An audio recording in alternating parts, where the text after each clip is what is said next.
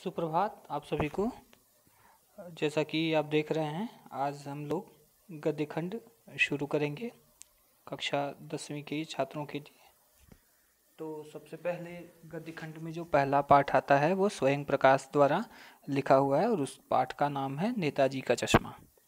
तो स्वयं प्रकाश के बारे में थोड़ी जानकारी देख लीजिए। इनका जन्म 1947 में इंदौर में हुआ था, जो मध्य प्रदेश के अंतर्गत आता है। और इनकी जो प्रमुख इनके कहानी संग्रह हैं, सूरज कब निकलेगा, आएंगे अच्छे दिन भी, आदमी जात का आदमी और संधान हैं। इसके अलावा इनके दो प्रमुख उपन्यास लिखे हुए हैं कि बीच में विनय और ईंधन। ये दो उपन्यास उनके चर्चित रहे हैं। उनको पहल सम्मान, बनमाली पुरस्कार, राजस्थान साहित्य अकादमी पुरस्कार, ऐसे कई पुरस्कार मिल चुके हैं। बहुत चर्चित व्यक्ति हैं इस समय स्वयं प्रकाश। और इनकी नेताजी का चश्मा जो कहानी है उसके बारे में थोड़ी सी टिप्पणी दी हुई है, देख लीजिए। क्या बताना चाहते हैं कि चारों ओर सीमाओं से घिरे भूभाग का नाम ही देश नहीं होता। देश बनता है उसमें रहने वाले सभी नागरिकों, नदियों, पहाड़ों, पेड़ पौधों, वनस्पतियों, पशु पक्षियों से, और इन सब से प्रेम करने तथा इनकी समृद्धि के लिए प्रयास करने का नाम देशभक्ति है। आगे क्या बता रहे हैं कि नेताजी का चश्मा जो कहानी है उसमें कैप्टन चश्मे वाले के माध्यम से देश के करोड़ों नागरिकों के योगदान को रेखांकित करती है। ये जो कहानी है इसमें एक पात्र है कैप्टन, जो चश्मा बेचता है। उस पात्र के माध्यम से हमारे जो करोड़ों नागरिक हैं भारत देश के, उनके योगदान को दिखाती है। कैसा योगदान, क्या करते हैं कि जो इस देश के निर्माण में अपने अपने तरीके से सहयोग करते हैं। देश कहने का मतलब कि देश के निर्माण में केवल सत्तारूढ़ जो राजनेता हैं या सेना पर खड़े हुए जो हमारे सैनिक हैं या हमारे देश के अंदर जो सुरक्षा व्यवस्था देखते हैं, सिपाही, पुलिस, या आपको लगता है कि कुछ लोग कार्य करते हैं, सरकारी नौकरी कर रहे हैं, या आपको लग रहा है कोई प्रशासनिक दायित्व संभाला है उन्होंने, तो केवल उन्हीं का योगदान नहीं है। हमारे भारत के विकास में पूरे भारतवासियों का योगदान है। और इस कहानी के माध्यम से लेखक यही बताना चाहते हैं। कहानी यह कहती है कि बड़े ही नहीं, बच्चे भी इसमें शामिल हैं। अब देखिए कि देश के विकास में देशभक्ति दिखाने के मामले में केवल बड़े ही नहीं, बच्चे भी साथ हैं। कैसे साथ हैं ये हम पढ़ेंगे कहानी के अंतर्गत। देखिए कहानी शुरू हो रही है हालदार साहब की। हालदार साहब से कहानी शुरू हो रही है। ध्यान से किताब देखिएगा, बहुत मनोरंजक कहानी है। थोड़ा सा पढ़ा जाएगा और कई हिस्सों में पढ़ करके इसके अर्थ को समझा जाएगा। किताब में देखिए, हालदार साहब को हर 15वें दिन कंपनी के काम के सिलसिले में उस कस्बे से गुजरना पड़ता था। कस्बा बहुत बड़ा नहीं था जिसे पक्का मकान कहा जा सके वैसे कुछ ही मकान, और जिसे बाजार कहा जा सके वैसा एक ही बाजार था। कस्बे में एक लड़कों का स्कूल, एक लड़कियों का स्कूल, एक सीमेंट का छोटा सा कारखाना, 2 ओपन एयर सिनेमा घर और एक ठो नगर पालिका भी थी। ठो मतलब एक नगर पालिका भी थी। नगर पालिका थी तो कुछ न कुछ करती भी रहती थी। नगर पालिका भी थी उस जगह पे, तो इसलिए वो नगर पालिका कुछ न कुछ करती रहती थी। कभी कभी क्या करती थी कि कभी कोई सड़क पक्की करवा दी, कभी कुछ पेशाब घर बनवा दिए, कभी कबूतरों की छतरी बनवा दी, तो कभी कवि सम्मेलन करवा दिया। इसी नगर पालिका के किसी उत्साही बोर्ड या प्रशासनिक अधिकारी ने एक बार शहर के मुख्य बाजार के मुख्य चौराहे पर नेताजी सुभाष चंद्र बोस की एक संगमरमर की प्रतिमा लगवा दी। यह कहानी उसी प्रतिमा के बारे में है, बल्कि उसके भी एक छोटे से हिस्से के बारे में। अब देखिए यहाँ पे स्वयं प्रकाश जी अब कहानी का अर्थ बताना चाहते हैं कि ये कहानी किस पर आधारित है। कि एक जो हालदार साहब एक व्यक्ति हैं, वह अपना काम धाम देखने के चक्कर में एक इलाके से गुजरते थे, और जो जिस क्षेत्र से गुजरते थे वो कस्बा छोटा सा था, बहुत बड़ा कस्बा नहीं था। उसमें पक्के मकान बहुत कम थे, और बाज़ार के नाम पर एक ही बाज़ार था। उसमें लड़कों के लिए लड़कियों के लिए स्कूल थे। चूँकि वहाँ पे नगर पालिका भी थी, इसलिए नगर पालिका भी कुछ काम कराती थी। और एक बार नगर पालिका ने क्या किया कि एक चौराहे पर, मुख्य चौराहे पर सुभाष चंद्र बोस की एक संगमरमर की प्रतिमा लगवा दी। अब ये कहानी किसके बारे में है, उस प्रतिमा से जुड़ी हुई है और उसके एक छोटे से हिस्से को लेकर के है ये कहानी। अब देखिए क्या है कहानी। पूरी बात तो अब पता नहीं, लेकिन लगता है कि देश के अच्छे मूर्तिकारों की जानकारी नहीं होने और अच्छी मूर्ति की लागत अनुमान और उपलब्ध बजट से बहुत ज़्यादा होने के कारण काफ़ी समय उहापोह और चिट्ठी पत्री में बर्बाद हुआ होगा, और बोर्ड की शासनावधि समाप्त होने की घड़ियों में किसी स्थानीय कलाकार को ही अवसर देने का निर्णय किया गया होगा। और अंत में कस्बे के इकलौते हाई स्कूल के इकलौते ड्राइंग मास्टर, मान लीजिए मोतीलाल जी, को यह काम सौंप दिया गया होगा, जो महीने भर में मूर्ति बनाकर पटक देने का विश्वास दिला रहे थे।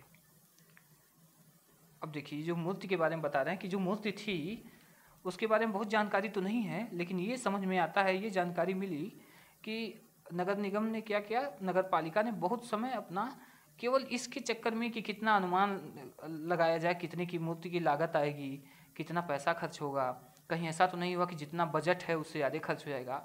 और कागजी कार्रवाई में, चिट्ठी पत्री में इतना समय बर्बाद कर लिया उन्होंने कि उनका समय बीतने लगा और ये लगा कि अब जल्दी से जल्दी हमको मूर्ति चाहिए। तो आनंद फानंद में उन्होंने क्या किया कि उस कस्बे के ही एक हाई स्कूल के जो ड्राइंग मास्टर थे, जो कि उस कस्बे के इकलौते ड्राइंग मास्टर थे, उन्हीं को यह काम सौंप दिया गया, मोतीलाल जी को। और मोतीलाल जी को यह इस शर्त पर उन्होंने ले लिया कि मोतीलाल जी ने यह आश्वासन दिया कि मैं 1 महीने में ये मूर्ति बना दूंगा, है ना। तो 1 महीने में उन्होंने तैयार कर दिया। अब कैसा तैयार किया आगे देखिए। जैसा कि कहा जा चुका है, मूर्ति संगमरमर की थी। टोपी की नोक से कोट के दूसरे बटन तक कोई 2 फुट ऊंची थी, बहुत बड़ी मूर्ति नहीं थी।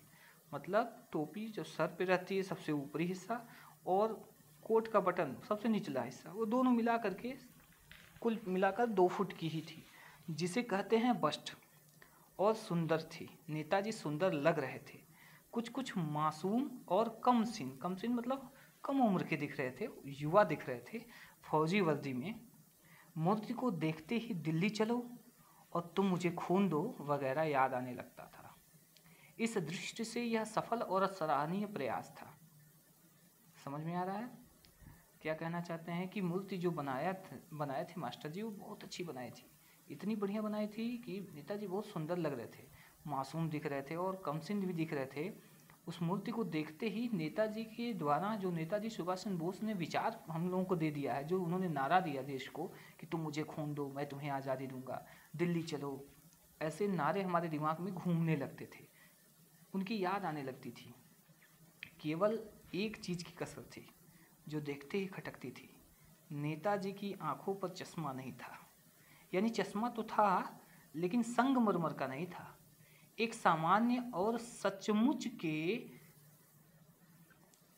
चश्मे का चौड़ा काला फ्रेम मूर्ति को पहना दिया गया था। हालदार साहब जब पहली बार इस कस्बे से गुजरे और चौराहे पर पान खाने रुके, तभी उन्होंने इसे लक्षित किया माने उस पर नज़र गई उनकी, और उनके चेहरे पर एक कौतुक मतलब सरप्राइज जैसे हो गए वो, मतलब एक जिज्ञासा भी उनके अंदर थी और बहुत सरप्राइज हुए, आश्चर्यचकित हो गए। कौतुक मतलब होता है कुतूहल। मुस्कान फैल गई, वाह भाई, यह आइडिया भी ठीक है, मूर्ति पत्थर की लेकिन चश्मा रियल। जीप कस्बा छोड़कर आगे बढ़ गई, तब भी हालदार साहब इस मूर्ति के बारे में ही सोचते रहे और अंत में इस निष्कर्ष पर पहुंचे कि कुल मिलाकर कस्बे के नागरिकों का यह प्रयास सराहनीय कहा जाना चाहिए। महत्व मूर्ति के रंग, रूप या कद का नहीं, उस भावना का है, वरना तो देशभक्ति भी आजकल मजाक की चीज़ होती जा रही है। दूसरी बार जब हालदार साहब उधर से गुजरे तो उन्हें मूर्ति में कुछ अंतर दिखाई दिया। ध्यान से देखा तो पाया कि चश्मा दूसरा है। पहले मोटे फ्रेम वाला चौकोर चश्मा था, अब तार के फ्रेम वाला गोल चश्मा है। हालदार साहब का कौतुक और बढ़ा। वाह भाई, क्या आइडिया है। मूर्ति कपड़े नहीं बदल सकती लेकिन चश्मा तो बदल ही सकती है। तीसरी बार फिर नया चश्मा था। हालदार साहब को आदत पड़ गई, हर बार कस्बे से गुजरते समय चौराहे पर रुकना, पान खाना और मूर्ति को ध्यान से देखना। एक बार जब कौतूहल दुर्दमनीय उठा तो पान वाले से ही पूछ लिया, क्यों भाई, क्या बात है? यह तुम्हारे नेताजी का चश्मा हर बार बदल कैसे जाता है? पान वाले के खुद के मुंह में पान ठूसा हुआ था। वह एक काला, मोटा और खुशमिजाज आदमी था। हालदार साहब का प्रश्न सुनकर वह आंखों ही आंखों में हंसा। उसकी तोंद थिरकी। पीछे मुड़कर उसने दुकान के नीचे पान थूका और अपनी लाल काली बत्ती सी दिखाकर बोला, कैप्टन चश्मे वाला करता है। क्या करता है? हालदार साहब कुछ समझ नहीं पाए। चश्मा चेंज कर देता है, पान वाले ने समझाया। क्या मतलब? क्यों चेंज कर देता है? हालदार साहब अब भी नहीं समझ पाए। अरे कोई गिराक आ गया समझो, उसको चौड़े चौखट चाहिए तो कैप्टन किधर से लाएगा, तो उसको मूर्ति वाला दे दिया, उधर दूसरा बिठाई दिया। अब हालदार साहब को बात कुछ कुछ समझ में आई। एक चश्मे वाला है जिसका नाम कैप्टन है, उसे नेताजी की बगैर चश्मे वाली मूर्ति बुरी लगती है, बल्कि आहत करती है। आहत मतलब दुखी करती है, चोट पहुंचाती है, मानो चश्मे के बगैर नेताजी को असुविधा हो रही हो। इसलिए वह अपनी छोटी सी दुकान में उपलब्ध गिने चुने फ्रेमों में से एक नेताजी की मूर्ति पर फिट कर देता है। लेकिन जब कोई ग्राहक आता है और उसे वैसे ही फ्रेम की दरकार होती है जैसा मूर्ति पर लगा है, तो कैप्टन चश्मे वाला मूर्ति पर लगा फ्रेम संभवतः नेताजी से क्षमा मांगते हुए लाकर ग्राहक को दे देता है और बाद में नेताजी को दूसरा फ्रेम लौटा देता है। वाह भाई, खूब, क्या आइडिया है। लेकिन भाई एक बात अभी तक समझ में नहीं आई। हालदार साहब ने पान वाले से फिर पूछा, नेताजी का ओरिजिनल चश्मा कहाँ गया? पान वाला दूसरा पान मुंह में ठूंस चुका था। दोपहर का समय था, दुकान पर भीड़ भाड़ अधिक नहीं थी। वह फिर आंखों ही आंखों में हंसा। उसकी तोंद थिरकी, कत्थे की डंडी फेंक, पीछे मुड़कर उसने नीचे पीक ठूकी और मुस्कुराता हुआ बोला, मास्टर बनाना भूल गया। पान वाले के लिए यह एक मज़ेदार बात थी, लेकिन हालदार साहब के लिए चकित और द्रवित करने वाली। यानी वह ठीक ही सोच रहे थे। मूर्ति के नीचे लिखा मूर्तिकार मास्टर मोतीलाल वाकई कस्बे का अध्यापक था। बेचारे ने महीने भर में मूर्ति बनाकर पटक देने का वादा कर दिया होगा, बना भी ली होगी, लेकिन पत्थर में पारदर्शी चश्मा कैसे बनाया जाए, कांच वाला, यह तय नहीं हो पाया। मतलब क्या नहीं तय हो पाया? कि पत्थर में पारदर्शी चश्मा बनवाया जाए कि कांच वाला लगवा दिया जाए, यह तय नहीं हो पाया होगा। या कोशिश की होगी और असफल रहा होगा, या बनाते बनाते कुछ और बारीकी के चक्कर में चश्मा टूट गया होगा, या पत्थर का चश्मा अलग से बनाकर फिट किया होगा और वह निकल गया होगा। उफ, हालदार साहब को यह सब बड़ा विचित्र और कौतुक भरा लग रहा था। इन्हीं ख्यालों में खोए हुए पान के पैसे चुकाकर देश वाले की देशभक्ति के समक्ष नतमस्तक होते हुए वह जीप की तरह चले। फिर रुके, पीछे मुड़े और पान वाले के पास जाकर पूछा, क्या कैप्टन चश्मे वाला नेताजी का साथी है या आज़ाद हिंद फौज का भूतपूर्व सिपाही? पान वाला नया पान खा रहा था। पान पकड़े अपने हाथ को मुंह से 1.5 इंच दूर रोककर उसने हालदार साहब को ध्यान से देखा। फिर अपनी लाल काली बत्ती सी दिखाई और मुस्कुरा कर बोला, नहीं साहब, वो लंगड़ा क्या जाएगा फौज में, पागल है पागल। वो देखो वो आ रहा है, आप उसी से बात कर लो, फोटो वोटो छपवा देना उसका। हालदार साहब को पान वाले द्वारा एक देशभक्त का इस तरह मजाक उड़ाया जाना अच्छा नहीं लगा। मुड़कर देखा तो अवाक रह गए। एक बेहद बूढ़ा मरियल सा लंगड़ा आदमी, सिर पर गांधी टोपी और आंखों पर काला चश्मा लगाए, एक हाथ में एक छोटी सी संदूकची और दूसरे हाथ में एक बांस पर टंगे बहुत से चश्मे, अभी अभी एक गली से निकल रहा था और अब एक बंद दुकान के सहारे अपना बांस टिका रहा था। तो इस बेचारे की दुकान भी नहीं है।